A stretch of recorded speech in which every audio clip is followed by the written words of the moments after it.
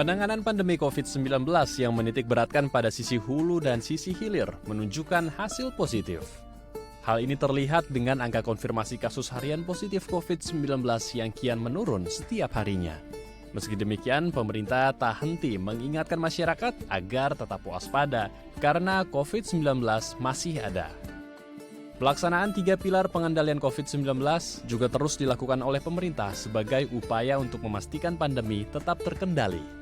3 pilar tersebut yakni penerapan protokol kesehatan menggunakan masker, menjaga jarak, mencuci tangan dengan sabun, percepatan vaksinasi, serta penguatan testing, tracing, treatment di lapangan.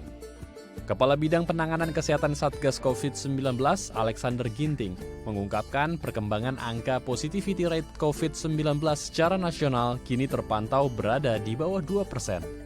Sementara itu, okupansi tempat tidur atau bed occupancy rate berada di bawah 10%. Adanya keterlibatan pemerintah dan masyarakat dalam rangka ketahanan nasional melawan COVID-19, serta penerapan pemberlakuan pembatasan kegiatan masyarakat tersebut menjadi upaya mendorong pemulihan kesehatan dapat diiringi dengan pemulihan ekonomi, kemudian sosial, budaya, dan pendidikan.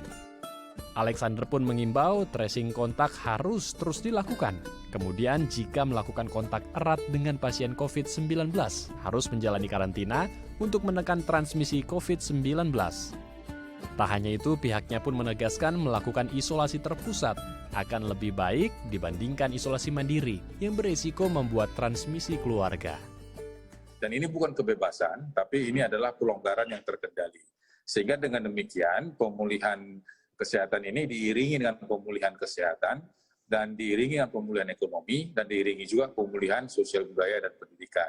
Tapi tetap PPKM harus mengawal, harus disukseskan. Dengan demikian, kita bisa menjaga jangan sampai terjadi ada lonjakan kasus.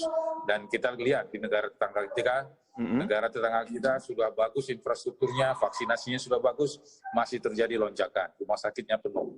Ini jangan kita ulangi.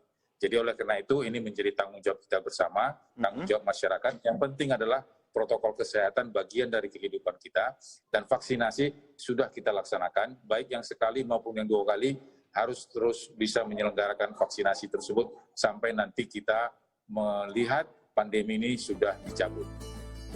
Sementara itu, meski kini kasus COVID-19 cenderung melandai, bahkan tren menunjukkan adanya penurunan kasus, Sekretaris Jenderal Perhimpunan Rumah Sakit Seluruh Indonesia atau Persi, Lia Partakusuma, menyatakan pihaknya selalu menginstruksikan kepada pihak rumah sakit untuk tetap siaga menyiapkan tempat tidur untuk pasien COVID-19 dan melakukan pemisahan antara pasien yang terinfeksi dan yang tidak. Lia pun menambahkan perkembangan virus corona masih sangat dinamis. Oleh karena itu, upaya menemukan varian mutasi virus pun terus dilakukan, terutama ketika ditemukan gejala klinis yang berbeda pada pasien. Alhamdulillah ya sudah mengalami penurunan COVID yang cukup bermakna. Nah, tetapi tentu kita tidak bisa euforia, tidak bisa juga kita lengah. Betul. Karena kalau kami lihat masih ada beberapa daerah ya yang bahkan punya bed occupation rate itu masih lebih dari 20%. Jadi itu daerah-daerahnya memang masih seperti di Papua ya, kemudian juga kemarin ada di Aceh, Jogja, Bali, NTT, tapi itu kalau yang di Jogja itu masih di bawah 20%. Tapi itu menunjukkan mungkin jumlah tempat tidur di daerah tersebut memang masih belum maksimal. Nah, tapi bagaimanapun kami juga tetap memantau angka kematian. Nah, angka kematian kita ini naik turun. Antara 2%, 3% ya. Kemarin juga kami lihat di bulan Oktober kok naik ya jadi 3,38. Padahal di bulan Juli kita cuma 2,66%. Nah, jadi artinya walaupun kita dari segi angka, tadi Pak JJ sudah menyatakan bahwa dari segi angka kelihatan penurunan. Betul. Nah, tapi kami juga tetap di rumah sakit itu punya kewaspadaan yang tinggi. Novi Permatasari, Tim Liputan, DAI TV.